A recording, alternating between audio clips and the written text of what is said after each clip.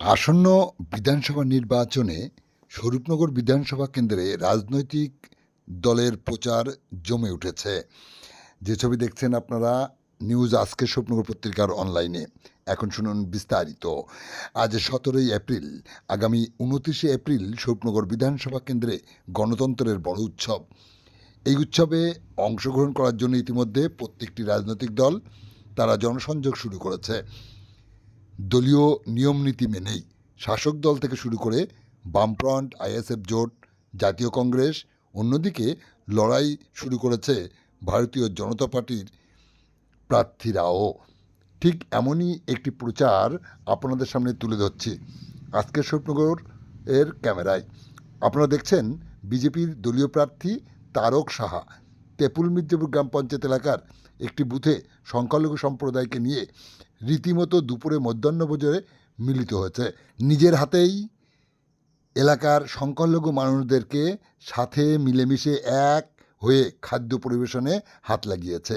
সাথে সাথে বিজেপির নির্বাচনী কনভেনর পিয়া পাণ্ডে আগত মহিলাদের সামনে কি বার্তা তুলে ধরলেন শুনতে আমাদের সাথে থাকুন, চোখ রাখুন। সেটা আমাদের সরকার মানে বিজেপি সরকার এলে 3000 করে দেওয়া হবে মহিলাদের জন্য, এবং যারা বাড়িতে চাকরি করার জন্য প্রস্তুতি নিচ্ছে, পড়াশোনা করছে, চাকরি পাচ্ছে না, তাদেরকে 3000 করে টাকা দেওয়া হবে যতদিন সে চাকরি না পায়। এবং আমাদের প্রায় 4 লক্ষর বেশি সিট খালি আছে, যেটা আমাদের মমতা সরকার এখনো অবধি আমাদের কাউকে দিচ্ছে না। এবং আমাদের 33% বিল মহিলাদের জন্য পাস হয়েছে, যেটা আমাদের সরকার বিজেপি সরকার করেছে আপনাদের সাহায্য করার জন্য। যারা বৃদ্ধা আছে, বয়স্ক আছে, তাদেরকেও 3000 টাকা করে দেওয়া হবে। মাতৃত্বদের যারা প্রেগনেন্ট, যারা প্রসব করবে বাচ্চা, তাদের জন্য 21000 টাকা করে দেওয়া হবে প্রতি মায়েদের অ্যাকাউন্টে। এবং অনেক রকমের সুযোগ সুবিধা আছে আমাদের মায়েদের, ভাই যারা আছে, যারা শিক্ষিত আছে, যাদের চাকরি পায়নি তাদের জন্য। তো একটিবার আমাদের সরকার তারকদাকে তোমাদের ঘরের ছেলে, তাকে একবার ভোট দিয়ে একবার জাস্ট দেখুন যে কতটা কাজ করতে পারে। যদি তারকদা কাজ না করে, বা আমরা যদি এই প্রতিশ্রুতি যেগুলো দেওয়া হচ্ছে যদি না পাই, তাহলে সেকেন্ড বার চেঞ্জ করে দেবো, সেটা তো কোনো ব্যাপার না। কিন্তু একটাবার তো সুযোগ দেওয়া দরকার। এবং এই 15 বছর ধরে যে সরকার আমাদের কি করছে, এখনকার রাস্তাঘাট আমরা দেখছি কি অবস্থা, রাস্তাঘাটের কোনো রকম সুবিধা পাচ্ছি না। আজ পর্যন্ত এখানে বিনামণ্ডল এসছেন কি, আমাদের এমএলএ আসেনি। তো এখন আপনাদের ঘরের ছেলে প্রতিদিন আপনাদের বাড়ি বাড়ি দুয়ারে দুয়ারে আসছে, ভোটের পরেও আসবে, এবং অল টাইমে বিপদে আপদে আপনাদের সঙ্গে থাকবে। এই প্রতিশ্রুতি শুধু দাদা নয়, সবাই দিচ্ছি আমরা।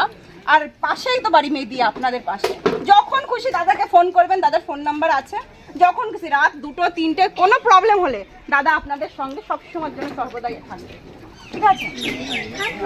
দাদা ছাড়া আপনাদের দাদার সঙ্গে সহযোদ্ধা ইউনুস ভাই আপনাদের বাড়ির পাশেই, রাতের বেলা দৌড় মারে তো তার বাড়ি যেতে পারবেন।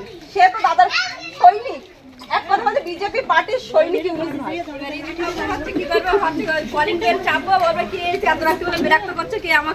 আপনি অত চিন্তা করবেন না, আপনার অত বিপরীত অপশন থাকে, মানুষের জন্য বিপরীত অপশন থাকে। একজন না ধরবে, দ্বিতীয়জন ধরবে, দ্বিতীয়জন না ধরবে, আর কেউ এত ডিস্টার্ব হলে না, কেউ এরকম হয়নি।